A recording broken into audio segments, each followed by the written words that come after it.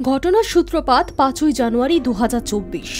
Ration দুর্নীতি মামলায় তৃণমূল নেতা শেখ শাহজাহানকে তদন্তের জন্য জিজ্ঞাসাবাদ করতে সন্দেশখালী পৌঁছন কেন্দ্রীয় সংস্থা এনফোর্সমেন্ট ডিরেক্টরেটের আধিকারিকেরা। তাদের উপর হামলা চালায় শাহজাহানের অনুগামীরা। তারপর থেকেই উত্তপ্ত হয়ে ওঠে সন্দেশখালী। এর মাঝে কেটে গিয়েছে মাস খানেকেরও বেশি সময়। এখনও পরিস্থিতি বদলায়নি, বদলেছে সময়। নারী নির্যাতনের অভিযোগ থেকে শুরু করে টাকা নিয়েও সরকারি সুবিধা না পাইয়ে দেবার অভিযোগ থেকে জমি জবরদখল সবই উঠে এসেছে সন্দেশখালী ঘটনার তদন্তে। ততই ক্ষোভ বাড়ছে গ্রামের মহিলাদের। এখানেই প্রথম প্রশ্ন, যে এলাকা এতগুলো দিন ধরে জ্বলছে সেই সন্দেশখালী বসিরহাট লোকসভা কেন্দ্রের অন্তর্গত।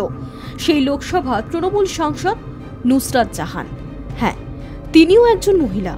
নিজের লোকসভা কেন্দ্রেরই এক এলাকায় যেখানে এরকম পরিস্থিতি, সেখানে প্রশ্ন উঠছে কোথায় তৃণমূল সাংসদ নুসরাত জাহান? সাংসদ হিসেবে সেখানকার মানুষের জন্য তার ভূমিকা কি? অভিনেত্রী সাংসদকে দেখা যায়নি গ্রামে গিয়ে এলাকার মানুষদের সঙ্গে কথা বলতে, তবে তাকে দেখা গিয়েছে সোশ্যাল মিডিয়ার রিলসে। কখনো স্বামীর সঙ্গে স্পেশাল ডে সেলিব্রেশন করছেন, তো আবার কখনো ব্যক্তিগত কাজে ব্যস্ত তিনি। মোট কথা, নায়িকা সাংসদের সমাজ মাধ্যম দেখে এটা স্পষ্ট যে তার জীবনে প্রেম আছে, রিলস আছে, অল্প বিস্তর রাজনীতিও আছে, কিন্তু নেই সন্দেশখালী। বস্তুত এই দফায় সন্দেশখালীতে উত্তেজনা শুরু হয়েছিল ৮ই ফেব্রুয়ারি। সেদিন শাহজাহানের বাহিনীর বাইক মিছিল রুখে দিয়েছিলেন স্থানীয় বাসিন্দারা। গণরোষ এমন আকার নিয়েছিল যে গ্রাম ছেড়ে পালাতে হয়েছে শাহজাহান বাহিনীকে। কাউকে কাউকে দেখা গিয়েছে লঞ্চ থেকে নদীতে ঝাঁপ দিতে। ওই দিন সংসদে ছিলেন নুসরাত জাহান।